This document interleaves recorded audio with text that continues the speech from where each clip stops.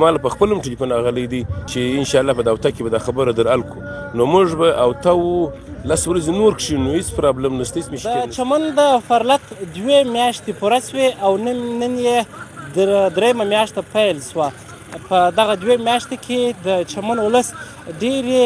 سړې او تودې ولیده بارانونه وسول او خلکو دلته تر دا انده پورې د فرلت د جوړېدو وروسته خلک به داسې حال ته ورسېدل چې ځینې خلکو د دغه دروازې د تړلو له امله ځانونه اعدام کړل فانسې یې کړل خودکشي یې وکړه غوث الله جان څخه به پوښتنه وکړو درېیمه میاشته پیل سوله موږ بلکل 2 میاشتې پوره سوې درېیمه میاشتې پیل وکړئ نن د 3 میاشتې 2مه ورځ ده زموږ کوم لغړي اتحاد چې دی هغه 12 شپې لا نه کښېنستی دلته زموږ د چمن سیاسیان او زموږ قبایلي مشران چې زموږ سره د دې په فرلت کې راسره دي د هغو د لاسه موږ دونې ټیم تیر کړي هغه موږ ته د صبر ګولۍ موږ ته هم راکوي و ولس ته یې هم ورکوي نو موږ به هغو ته هم دا ویلي دي چې بس ته زموږ د صبر پیمانې ډکې شوې موږ به یا ځانونه پر سرکار باندې وروانوو ځانونه به سوځو یا به موږ د سرکار کوم ادارې کوم کلي چې دي دا به موږ دغه کوو نو انشاءالله خدای مهربانه دی موږ خو په دې موډ کې نه یو چې نور کښېنو دلته چې موږ د کوم قبایلي مشران دي یا کوم سیاسیان دي هغه لا د اوسه پورې د صبر ګولۍ راکوي موږ به انشاءالله ژر ژر اعلان وکړو که زموږ سره سیاسیان پر لار نه ولاړه 2 میاشتې وو 2 شپې موږ ورته کښېنستلو نو اوس به موږ د دوی څه بیا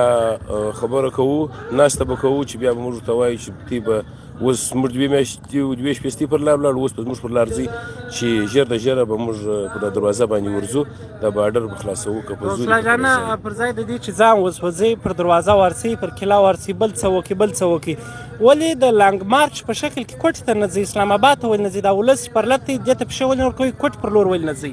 لانګ مارچ بلوڅانو وکړي دا سپین سترګي ریاست دا خرڅوی ریاست دا سوداګر ریاست دا نه په لانګ مارچ پوهېږي نه په احتجاج پوهېږي دې ته به وچ کلک لاس په لستوڼي درېږي وچ کلک به پر دې ځای ورونه به پر دې ادارو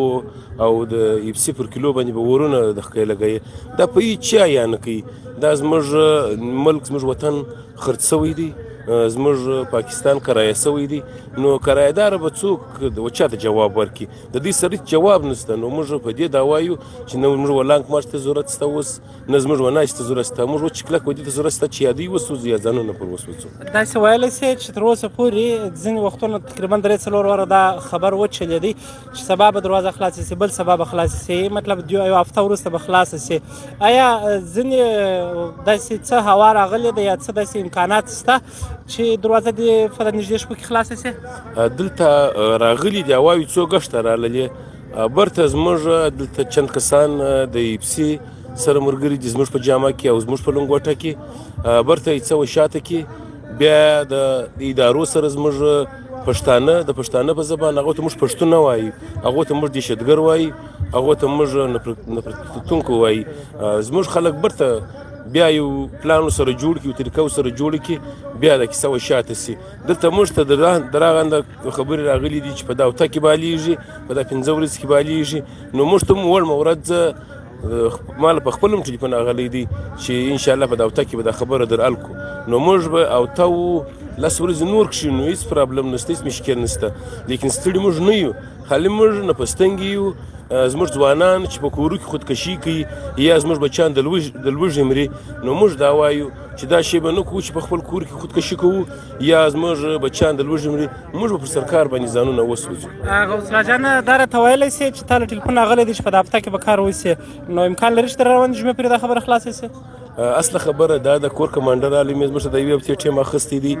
جانت سکزی رالی مې زموږ ته د یوې هفتې ټیم اخیستی دی ګورنر هم رالی زموږ ته د یوې هفتې ټیم اخیستی دی چې د دې ځای سره روان سي چې د دا کوژک واوړي بیا د چمن هیر د پښتانه هیر دي نو موږ باور نه پکوو چې کومه ورځ موږ ته فیصله راغلل موږ ته دستخط راغلی زموږ دې ولس ته وویل چې دروازه یې ده بیا به هغه ولې زموږ زړه ته اچو لیکن موږ اوس د هېچا خبره زړه ته نه لوېږي هغه چا څنګه ذمهواره کس یې زموږ زړه ته نه لوېږي ډېره مننه دا و غوث الله جان چې د دروازې اړوند یې 2 میاشتې پوره سوې او 3 میاشت پیل سوه د هغه اړوند یې لږ معلومات راکړل مننه